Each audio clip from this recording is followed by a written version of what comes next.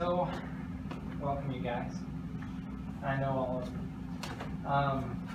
So tonight this is the free class on helping your kids manage their emotions and their thoughts using protocols and methods and modalities that we use in clinical hypnotherapy. So you guys already know me, so you don't need the introduction. But and you two have already come, so some of this is going to be a review for you, the first 10-15 minutes or so. And Peter, I know, is like a neuroscientist, so some of it might not be new for you either. But the first thing that we're going to talk about is the theory of the mind, so it'll be a good review for you guys, right? So in hypnosis, we deal not with the brain.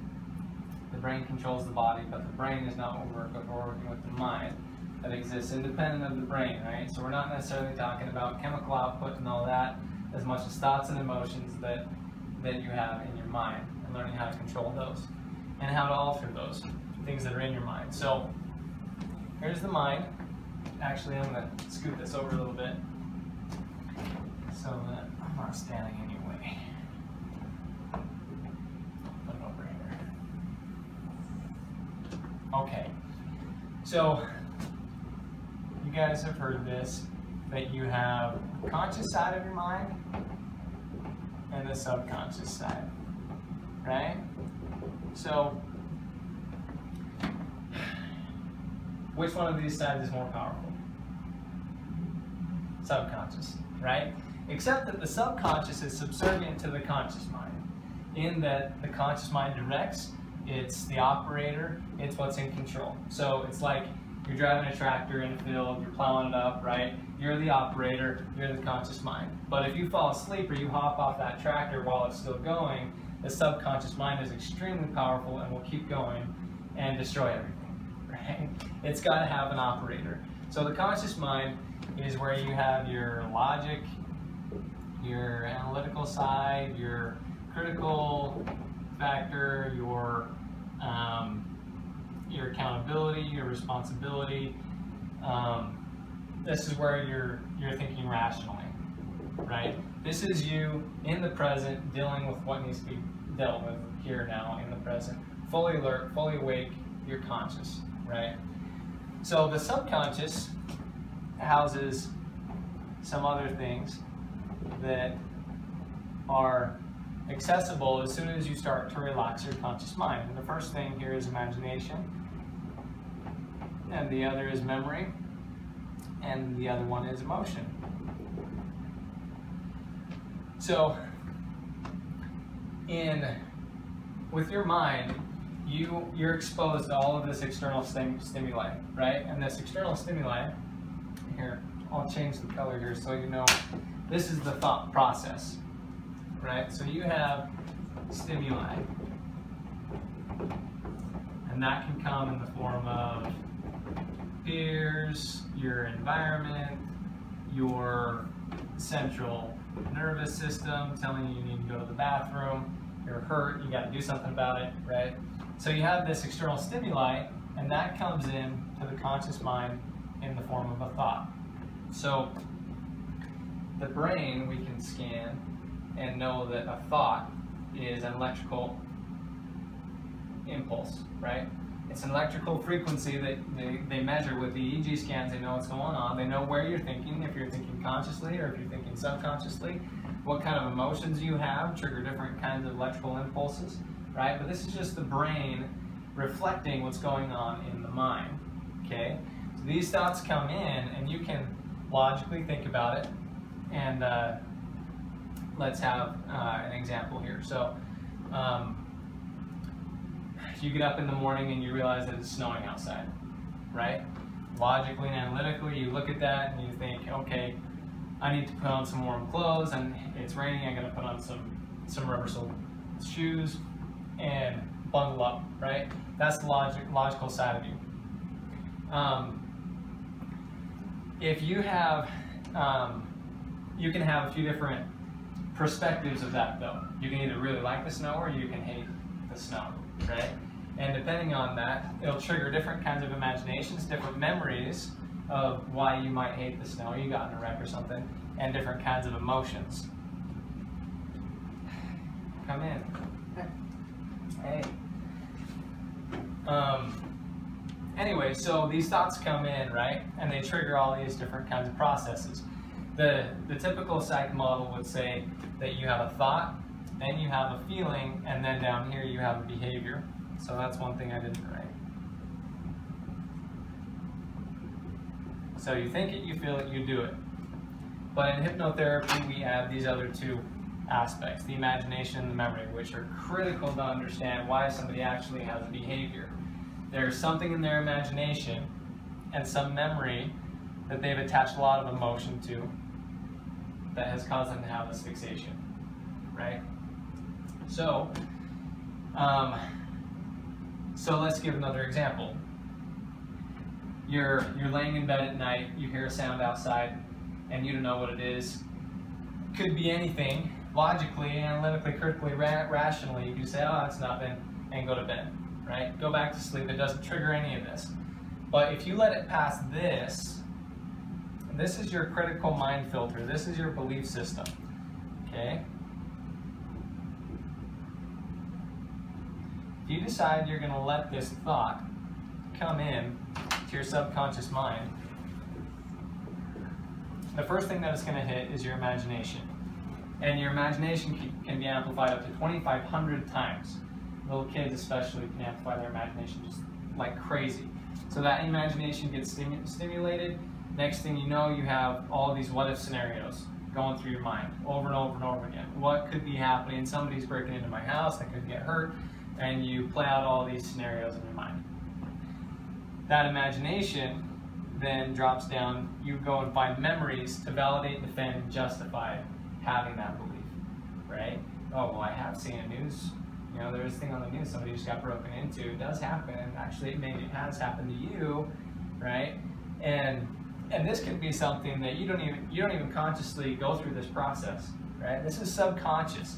This is the imagination and the memory getting triggered within a split second, and you're not conscious of going through that process. But it does get amplified in the imagination. You're going to go find that memory.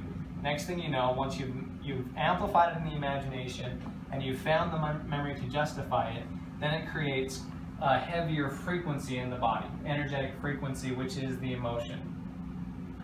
And people tend to act the way they feel. So when it hits the emotion is the frequency that they can measure, that once it gets heavy enough to be a heavy enough frequency to be an emotion, it dumps off into the body and it induces a behavior. Okay? Any questions about that? All right. So that's a subconscious process. You're not actually engaging this imagination or this memory. It just perseverates in the background, and all of a sudden, you know, you're hiding in the closet with a shotgun. Yeah. And you don't know why you are, but this is the reason why. Yeah, exactly. Or whatever. And people who have a lot of anxiety or depression, a lot of times they get to this place where they just don't even know where it came from. They have no idea why they're feeling this way, but they are feeling this way and they're having all kinds of panic attacks, right? Or somebody who gets really angry. One tiny little thing happens, you know, somebody... But because it's a vicious cycle, because a thought creates an emotion, and an emotion is one of those things that is triggered, and then it creates more thoughts that are the same. And so it's just this vicious cycle. Right, and those more thoughts are these thoughts, right? Right. The thoughts that you're letting magnify, defend, and justify that belief. But it doesn't go away because it's habitual, and because you thought it, then it created the emotion, because your body has to release chemicals that match what you think.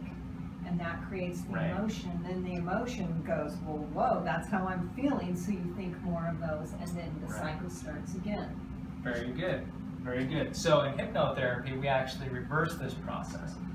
So I'll just give you the quick example. This is how behavior is induced. To deduce a behavior, we go back in hypnotherapy, we find that emotion. What is the emotion? Well, I'm scared. Well, why are you scared? What's the memory there? Go back to the first time you ever had that memory. Okay, well, when I was 2 years old, I almost got hit by a car and my mom freaked out and I was in the road and I hadn't come back and now I won't go into the road, right? And now you have this imagination that we have to go back in the imagination and find out what you've attached to this memory. So we, in hypnotherapy, we latch on that emotion, we collapse it and vent that emotion, and we find the memory and we alter the perception of that memory so that you don't have to attach a fixation to it. You're learning from it. And that creates a new image in your mind. Basically, you have to pull it through the conscious side and have a balance between conscious and subconscious. That's what we do in the chair. We find a balance between these two. And you have the conscious side coach this older version of yourself and through this process to induce a new behavior. Make sense? Okay. You don't need to know how to do any of that for working with your kid, but I want you to understand why this process, you'll see how the pieces kind of fit together with what's going on with your child. So hypnosis is, just really briefly, you have these different stages of consciousness. If you can fall asleep at night, you can be hypnotized, because when you're falling into sleep at night, you're falling through all of what we call the trance states. It's the same states as pondering, prayer, meditation, all of that kind of stuff. All you're doing is slowing down the brainwave state. Science calls it the, well, I'll first go through this. So you have 1, 2, 3, 4, 5 trance states that we use in hypnotherapy, and then down here is sleep, okay? So in this first state, basically that's you in kind of a daydreaming state. If you've ever seen someone slouched over, very internal focus, kind of glazed over, right? They're in this daydreaming state. And that's already a state of slower brainwave pattern. And they're operating in this, well, they're actually going down into a little bit slower state into alpha. So then you have the second state. That's kind of the state that people go into when they're meditating, light meditation, or people who haven't gotten accustomed to going in a very deep meditation. They go into this state, this second state, and they're starting to tip into the theta state.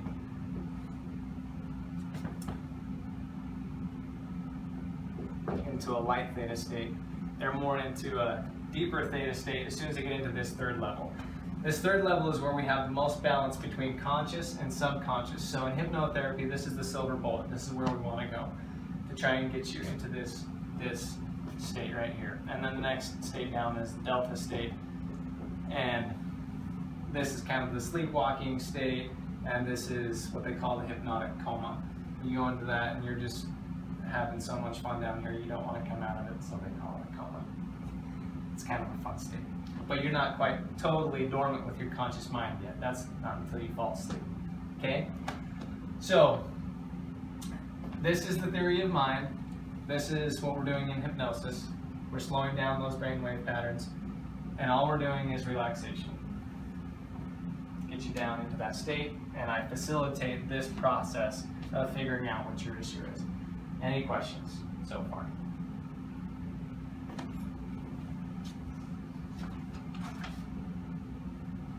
Okay.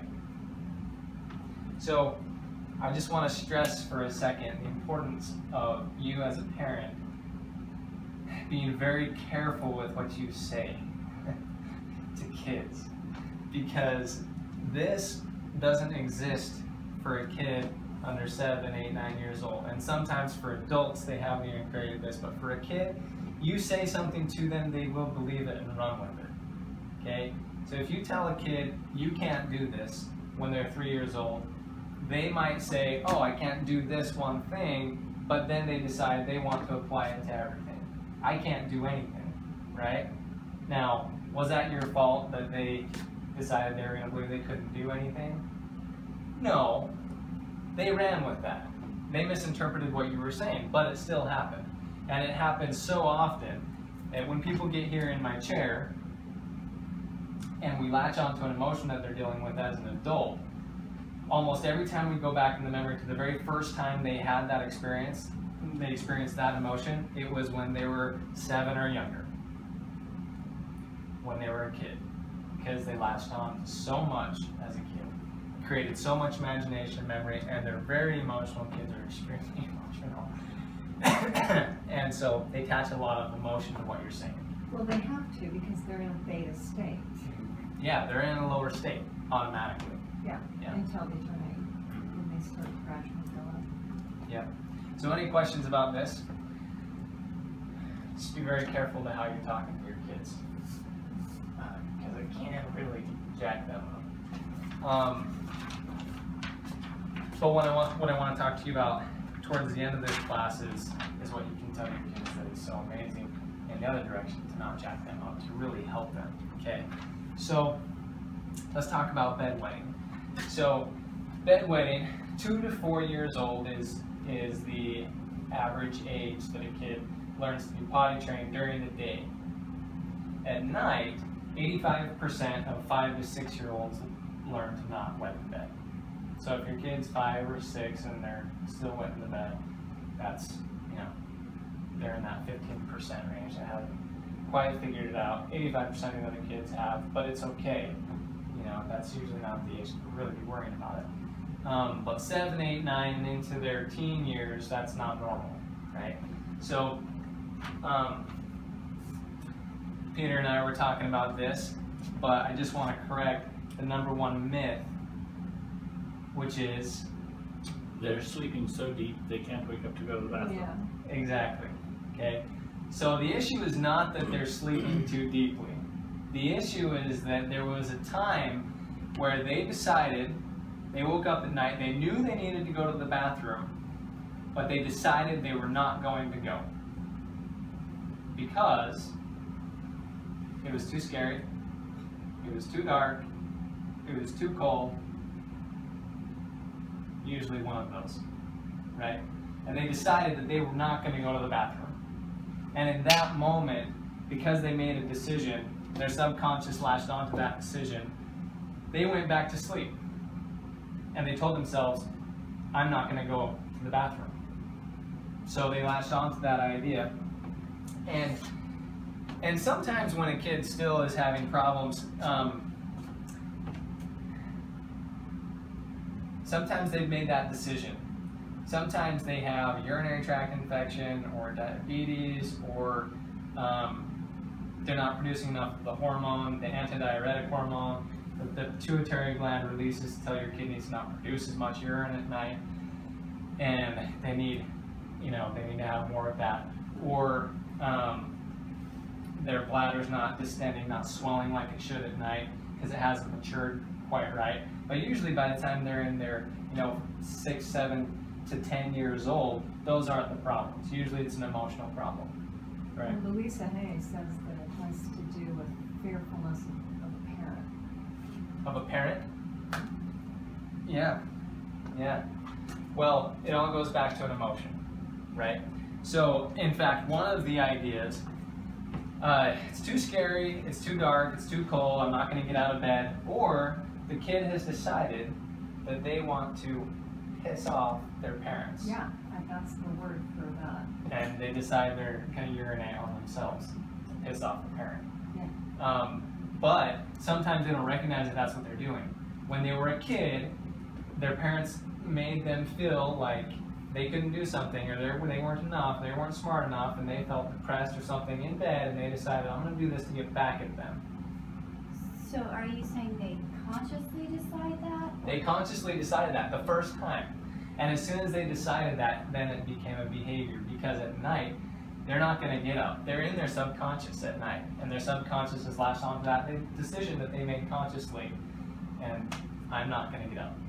So they made a conscious decision the first time, and after that, when their body sent the signal, the subconscious just said, hey, this is what we decided, and, and the conscious mind isn't engaged anymore? Well, the conscious mind is not engaged when you're sleeping at night, right? Your deep sleep.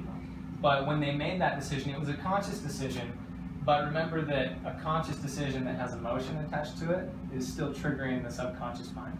right? So they have this emotion of, I'm going to show them, right? I'm going to get some revenge here. And they have a lot of kind of anxiety built up within themselves already. And that's how they got so much frequency here that decided it was going to continue to be a behavior. And the greater the thought, the bigger the emotion. Yeah. So, that's bedwetting. So in hypnotherapy, we can take a child, and if your child is still working on developing this critical mind filter, you can just take them and talk to them while they're in that kind of relaxed state. You can tell them to close their eyes, just like they're dreaming. Take some deep breaths, just close your eyes and just imagine in your head pictures just like you're dreaming. And when was the first time that you decided you weren't going to pee in bed?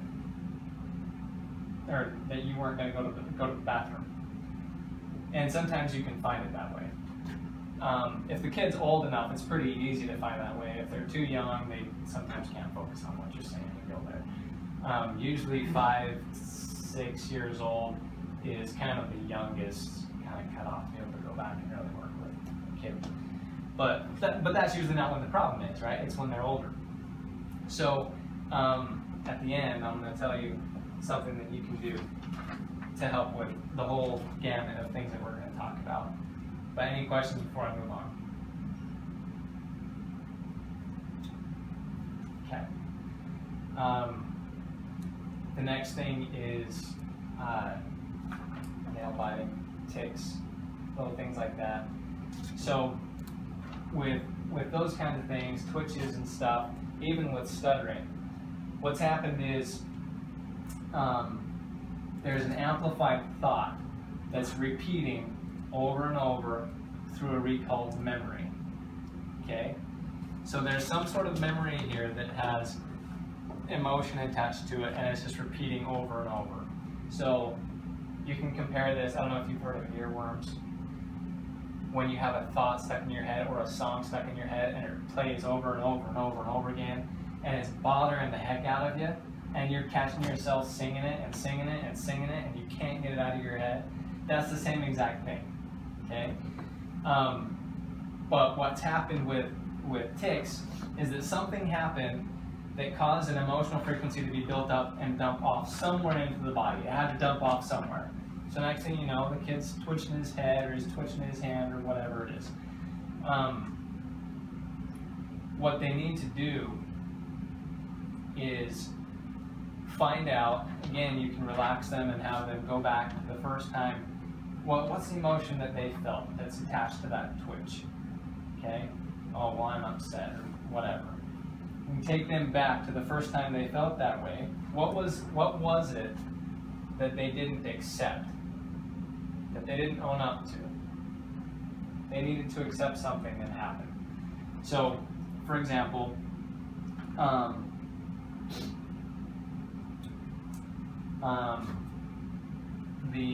there was a guy that had written a check.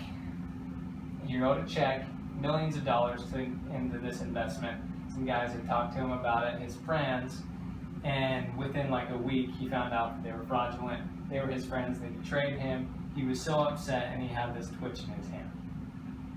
He couldn't figure out where it came from. And he didn't even have to get down in the chair. All he did was talk to him and say, because he knew when it started, right? It started right after I signed this check. All these guys betrayed me. They took my millions of dollars. And he had to accept, you did sign that check. Say it to yourself, I did sign that check. You need to accept the fact that you did that. Because just accepting it releases that emotion. And just accepting it, his twitch was gone. And he had it for like a year. Twitching his hands all the time. And it came from, it dumped into his hand because that was the hand that wrote the check. Right? So, with tics and nail biting and stuff like that, little habits, they have something that's replaying over and over in their mind that makes them want to do that. Question? So, again, in hypnotherapy, we go through the same process to get rid of that. So, some of the problem with kids that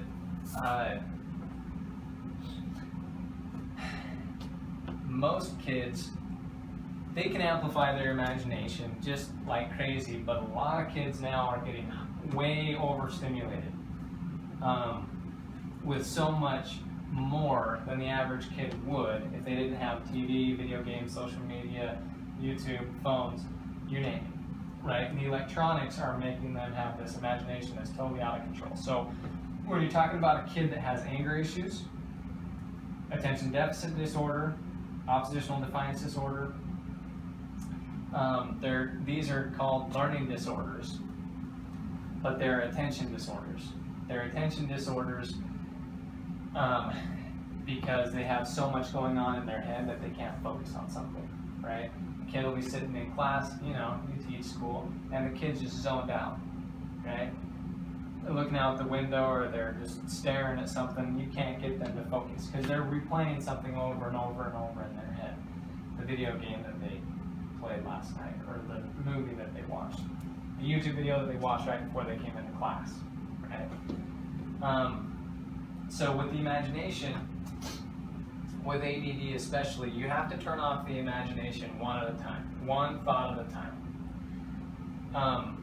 One thing that's really good is getting your kid to meditate. How old they are, that many minutes. 4-year-olds should be able to sit there, quiet, with their eyes closed for 4 minutes. You can train your kid to do that. My kids, Jesse and Leo, 4 and 6 years old, we were doing this a lot with them last year, not so much this year, but they'll sit there and have whatever thoughts that they have, but they need to sit there quiet. So some kids can sit there quiet and they're just going crazy in their mind, right? But getting them to sit and be quiet is like the first step, right? Calming your body. And then clearing the mind, there's something that I can teach you, that I'm going to teach you here in a minute, where you can turn off each of those thoughts one at a time so their imagination's not going crazy. When the kid's going crazy, he's really angry. What's that thought right there? Why are you angry? Okay, let's deal with that and turn it off. So I'm going to teach you how to do that. Turning that off. A healthy dose of 2 hours of Baroque or classical music is really, really good for a child. You want to avoid as much screen time as possible. Electronics are very addictive and kids love them. Right now the statistic is that if a child is asked whether they want to play with their father or watch TV, 54% of them will choose to watch TV. Part of the problem with that is that at some point, you as a parent had that kid come to you, they wanted your attention, and you didn't give it to them, and instead you said, go watch TV.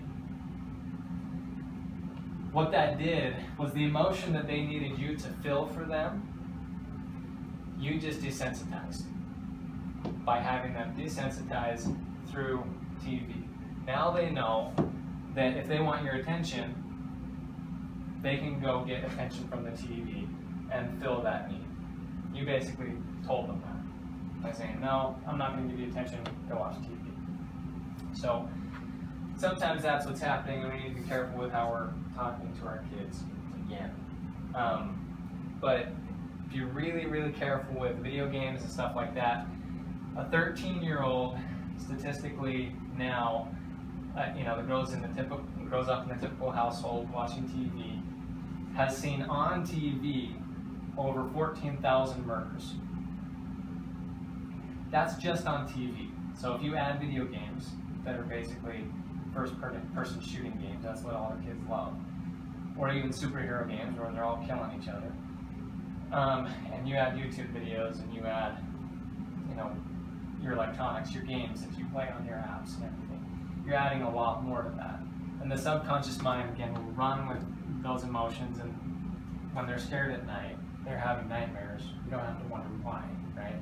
They've been so highly stimulated that they have these scary thoughts running through their mind all the time.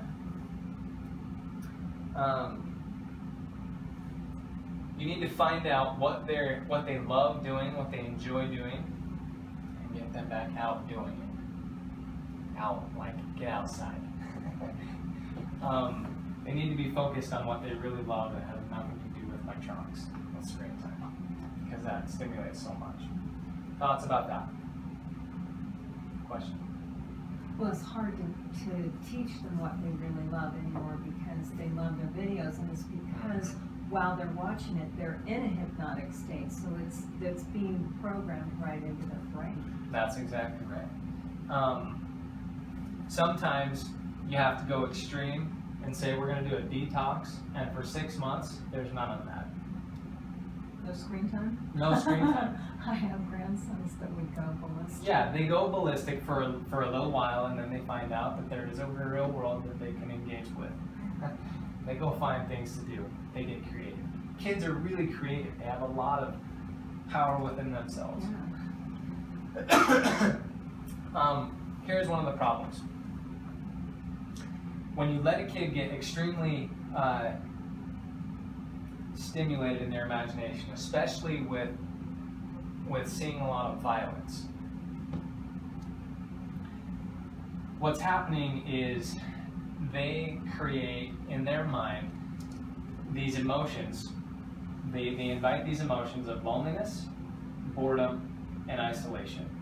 Those are the three key negative emotions that they amplify within themselves.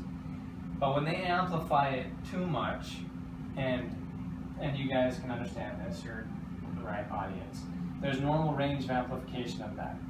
But when it starts to become behavior that is angry or outbursting or revengeful, revenge is one of like the worst negative frequencies you can possibly have.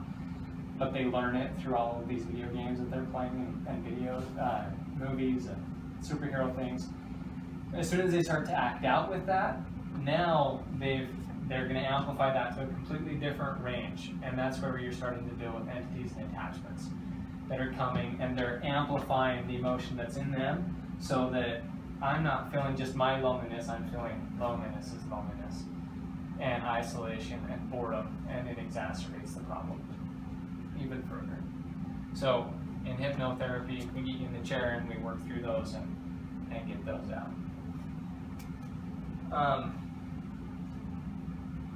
Let's see. Any questions so far?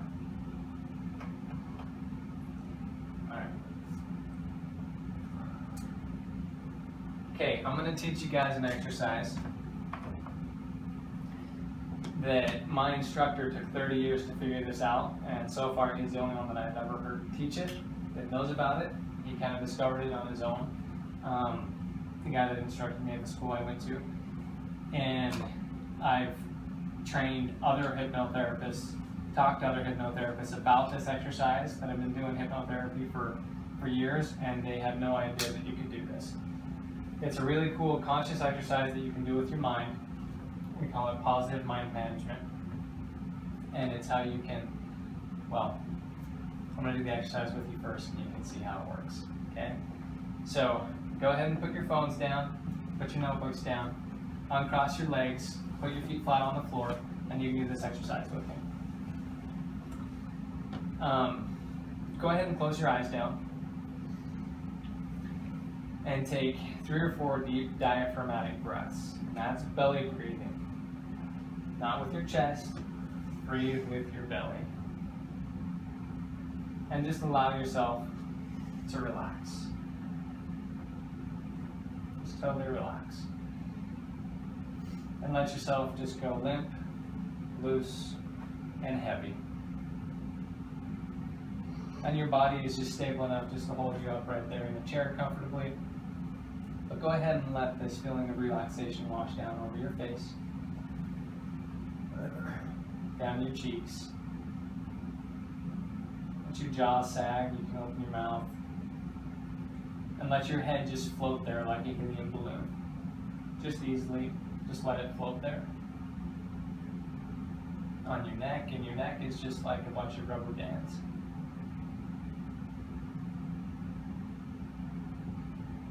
Just give yourself the command and the invitation to just relax. Let your shoulders sag. Let that feeling of relaxation come down your upper arms, down your lower arms, and into your hands, into the ends of your fingers. And just for a second, bring your attention to your heartbeat.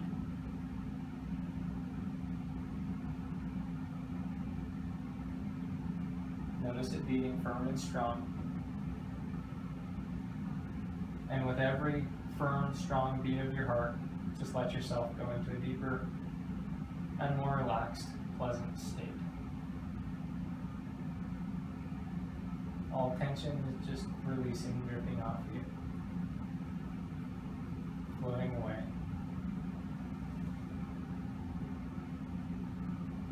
And with every easy breath, just let yourself relax more and more. Notice that breathing is bringing in all of those billions of molecules of oxygen to oxygenate your body and relax your body, relax all the cells in your body.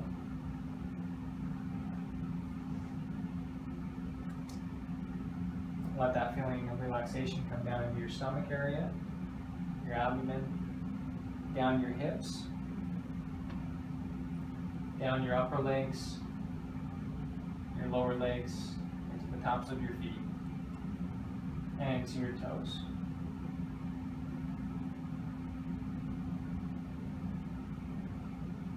Just for a second, enjoy that state.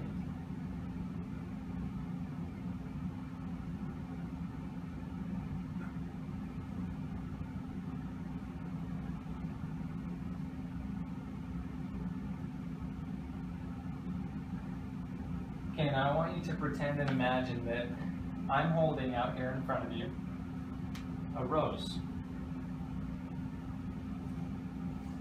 I have this rose, and I'm going to hand you this rose.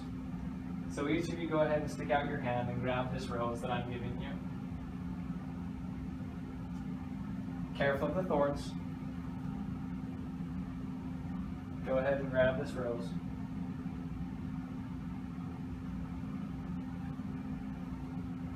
And move it over into your non-dominant hand. And put it out there in front of you. Now hold this rose right out there in front of you. Take a good look at it. What does it look like?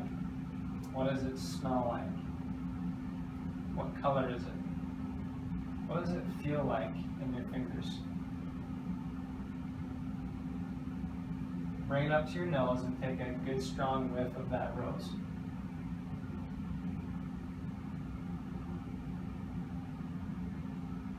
Raise your hand if you can smell that rose. Good.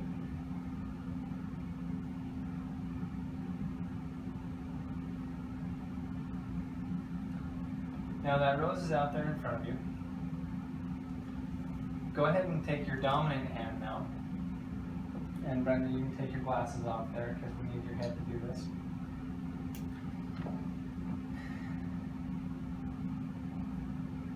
Keep the rose in your non-dominant hand and take your dominant hand with your index finger. Find your hairline right in the center of your forehead. Put your finger on it. And move your finger back about 3 inches. Right there. And keep the image of that rose right under your finger, right there in balance. Now keep that image right there under your finger as you move your finger 1 inch off to the left towards your left ear as you watch that rose.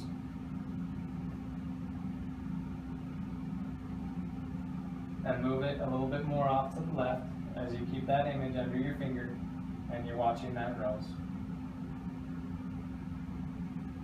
Just notice what's going on with your rose. Move it 1 more inch off to the left, down towards your left ear. And now move it even just a little bit further off to your left.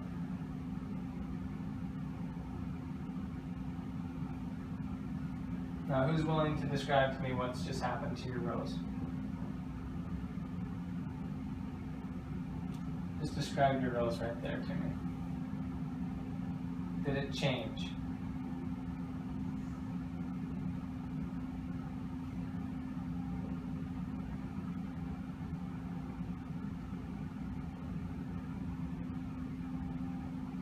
Okay, go ahead and put that finger back up in balance, right in the middle, right where it was originally, and see that rose as you saw it originally. Just a little bit back behind your hairline, and look at that rose. Now move your finger off about an inch to your right, towards your right ear, as you keep the image of that rose right under your finger.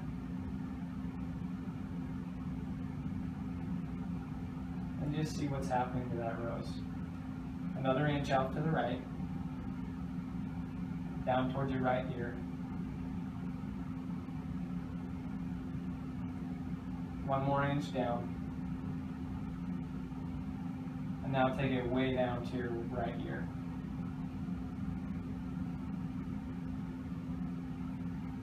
Okay, open your eyes. I gotta have a little bit of participation here. Somebody tell me what happened with your rose when you went off to the left and off to the right versus when it was original. Yes? So when I went off to the left, it felt like the rose was kind of skewed a little bit. Arcing, yeah, like arc. Yeah, I don't know how to exactly describe it, but it was skewed. Like it kind of was. The image was blocky. And when I went over to the right, the color changed. How did it change? It got lighter until it was white. Good. Anyone else? Yeah, I felt like the rose was getting distorted. Like, as I would move my hand, it would get almost like bigger and like bend. Mm-hmm. Yeah. So did you notice a difference between what happened to the left versus to the right?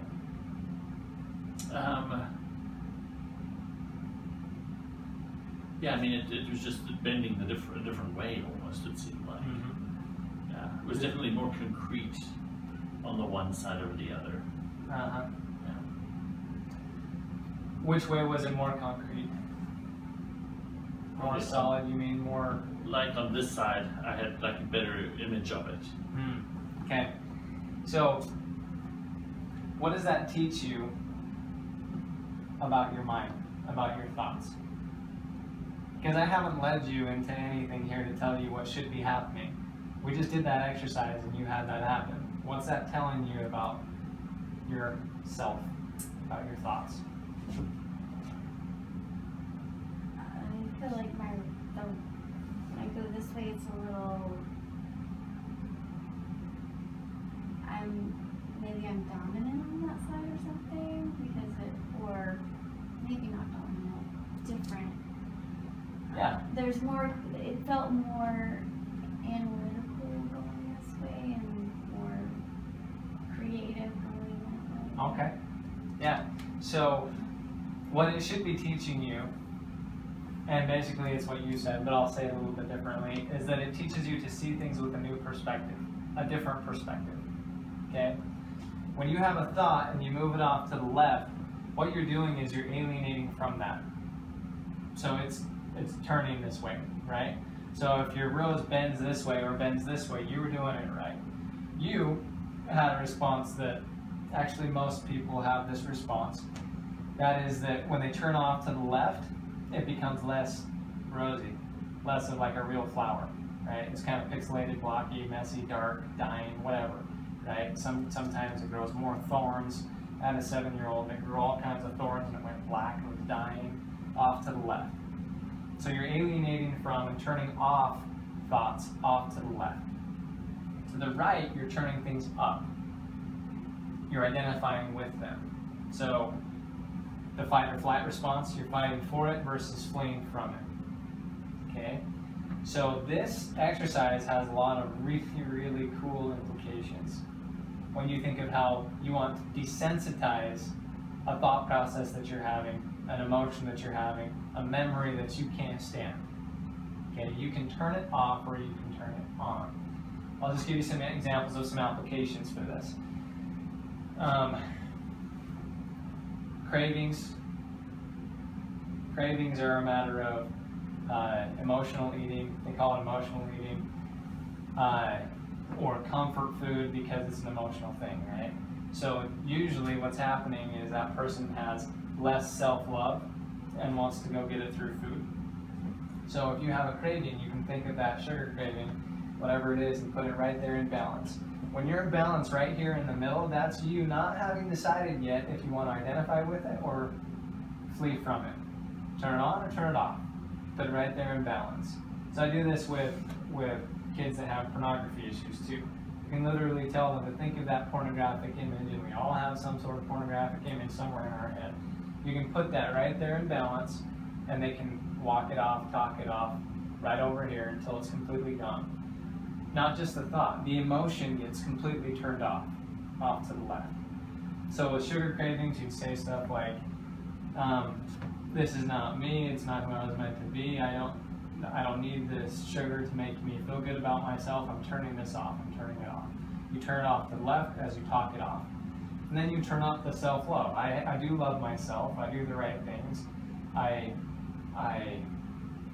love other people, I love myself. Too much to go into that other direction.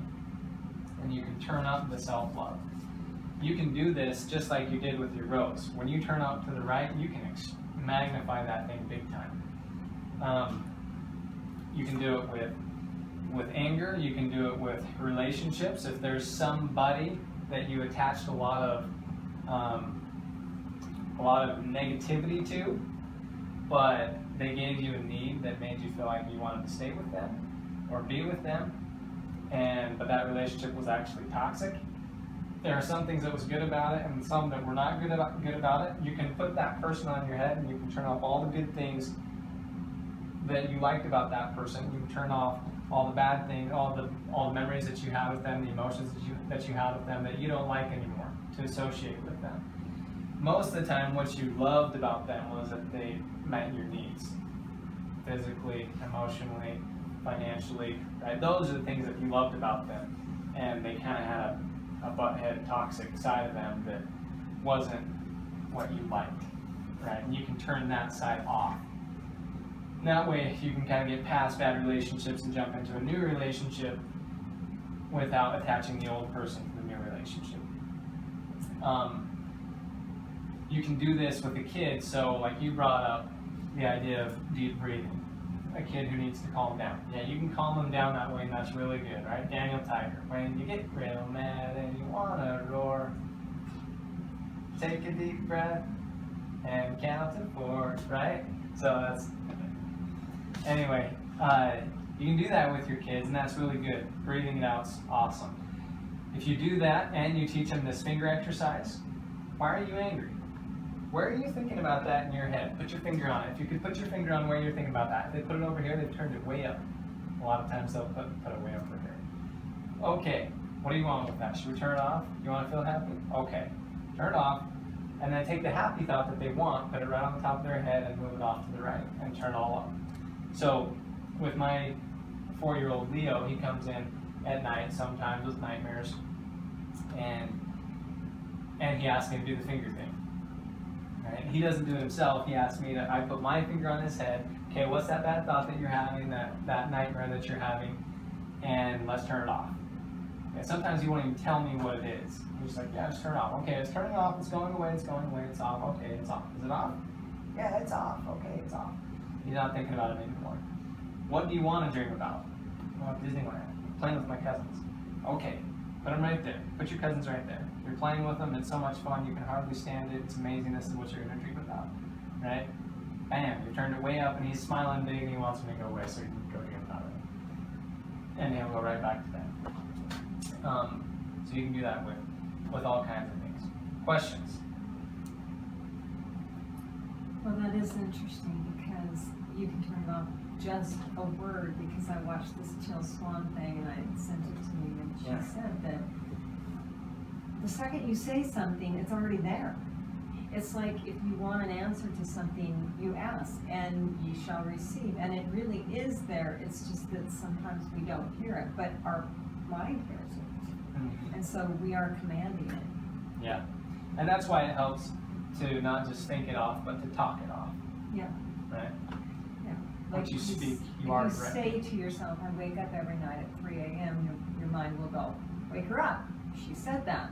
Yeah, yep, that's right. So I'm going to give you this handout. This is kind of how, this is an example of how to use this exercise. If you forget, it kind of has some instructions on it, and see what you can apply it to. You can apply it with to all kinds of different things. So picky eating, for example. Have them put that broccoli or spinach right there in balance that they don't want to eat, and have them turn it up. The good taste, have them turn it up. Because right there in balance, they don't know if they want it, right?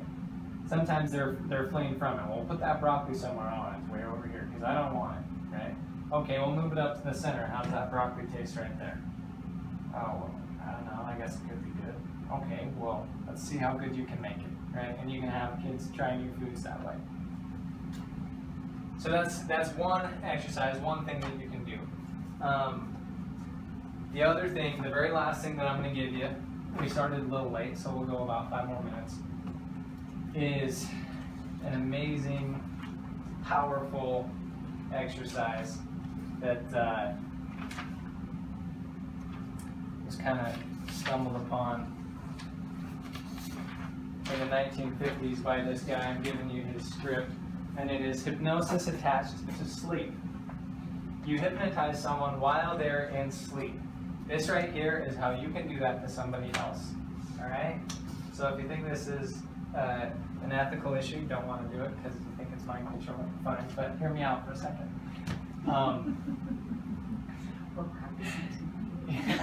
When somebody goes into deep sleep state, they're in a different mental state than when they're in hypnosis. When you do this to them and you hypnotize them while they're asleep, if somebody has those EEGs on their head, they'll see that they're shifting from deep sleep into hypnosis.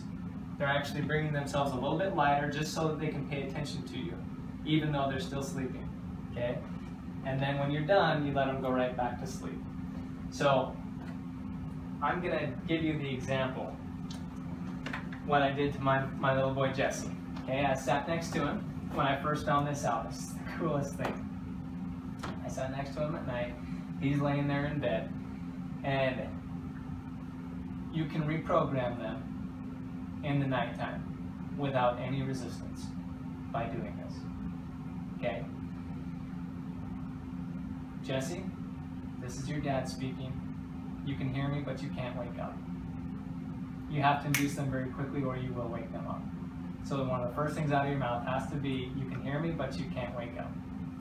You can hear me, but you can't wake up. You can hear me, but you can't wake up. You have to say it several times before it starts to click. But then you have to test it. If you can hear me, raise this finger and touch their finger. Might be sticking out somewhere. If you can't get to their finger, then try another night. But, oh, and you have to make sure that they're in deep sleep, by the way. Measure their respiratory rate, how many times per minute their chest goes up and down during the day while they're awake, and then measure while they're in deep sleep. When you know they're sleeping at night, they're out, they're snoring or whatever. Measure it, because you don't want to do this when they're too light. They haven't quite fallen into deep sleep, because you'll arouse them and then they'll wonder what the heck you're doing to them. So make sure that they're in deep sleep. If you can hear me, raise this finger. If you can hear me, raise this finger. You can hear me, but you can't wake up. If you can hear me, raise this finger. And you'll see they'll twitch. And they're sitting there snoring, okay? They'll twitch, and you're like, holy cow. I'm talking to his subconscious directly, okay? And then you go ahead and offer up the suggestions that you want to tell him. So I've made a list of suggestions, just examples there at the bottom of the handout to help with nightmares or picky eating.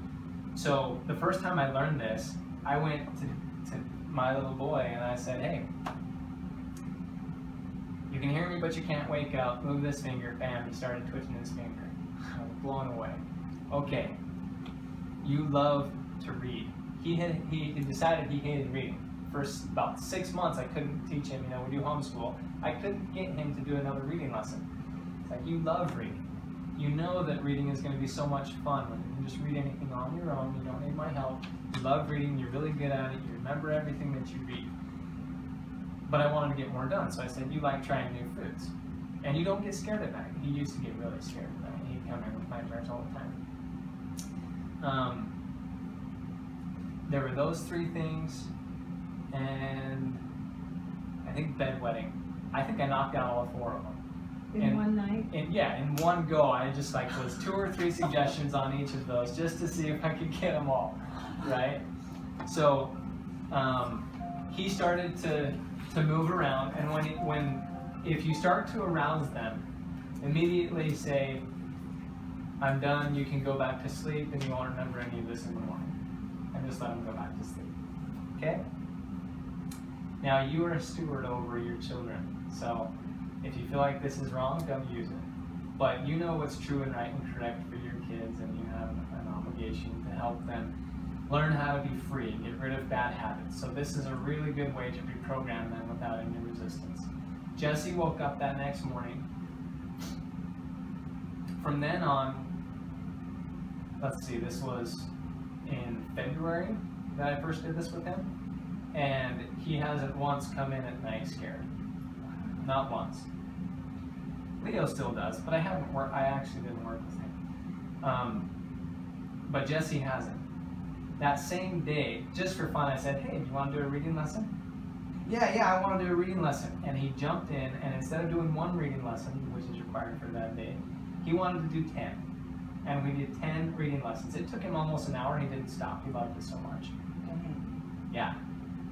I was like, holy cow, this thing works. Are children more susceptible to this than adults? So if you wanted to help a friend or something, You can do it with an adult, your spouse.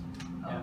okay. Yeah, so usually what I would recommend with that, so sometimes somebody consciously will stop nagging at me. Stop nagging at me. And you just are nagging at me all the time. And I can consciously tell you it bothers me, Don't nag at me. Okay? Well, let's say you're my wife and I want to get deep down, right? At night, you could go in and try and program her. Now here's the thing. You're not bypassing their will. Their ability, yeah. They consciously, subconsciously, there is a process that they go through where they will either accept or reject that thought. If they accept it, it's because they wanted to accept that thought. There was something in their subconscious that said, you know what, that is the behavior that I really want. There was just some programming that stopped them before. It's sort of like some of my kids were like, well, don't tell me what to do. And they just don't want to be told what to do, but they want to do the right thing. Exactly. So at night, when their conscious critical mind filter guard has gone to sleep, the subconscious latches on and says, you know what, this is right for me. I do want to be nicer to other people. I want to share. I want to listen to my parents. I want to learn how to read. I want to try new foods. I want to like new foods. I want, and all you have to do is give them the suggestion, and they'll in that state. So yeah, so at night I could tell you, hey, stop nagging at me. And consciously you didn't want to stop, but in sleep you decide, you know what, I do want him to be happier, so I'm going to stop. That example that I just gave you was the example in the hypnotherapy book I read, and the guy successfully got his wife to stop nagging at him. After a year, she had stopped nagging at him. Wow. But he never told her what he did with her, and she had no recollection that he did So he that. had to continually do it, though? No, he did it one time. Oh, wow. One But night. it took a year to. For him No. to the new habit. No. It took one night. It took one suggestion, and after a year, she had still not nagged at him. Oh. Yeah. Wow. Okay, so what about problems like people not being able to sleep at night and they have insomnia or something? Can you give them a suggestion of, you sleep perfectly, or, or things like those habits? Yeah. Sleeping problems are usually attached to the mind, locked onto something. There's a whole thing that could be happening. There's a bunch of different things that could be happening with sleep problems. You haven't written down your to-do list. You have a bunch of things. You got to get it out of your mind so that your guard can go to sleep. If you wake up at night, you have a thought, you need to write it down and say, I'm going to deal with this later. I want to make that decision at another time. It doesn't need to be dealt with right now, so that you can deal with that. Part of that is just putting together a to-do list, prioritizing it, scheduling it, and getting it out mind onto paper so that you can relax. But then there's a lot more. Usually to sleeping problems, there's an emotion attached to a memory that's causing an image in your mind that's replaying over and over when you're sleeping in your subconscious, that's keeping you awake, keeping you wired. And so sleeping is one of the easiest, fastest things for us to fix, because we're teaching you relaxation for one, how to relax the body, how to get all of the distracting thoughts out of your head, and then we're going back and finding what's keeping you awake and collapsing that emotion. So, did you guys learn anything? Yeah, that's good. Anything you can apply? Yeah, it was great. All right. Any other questions?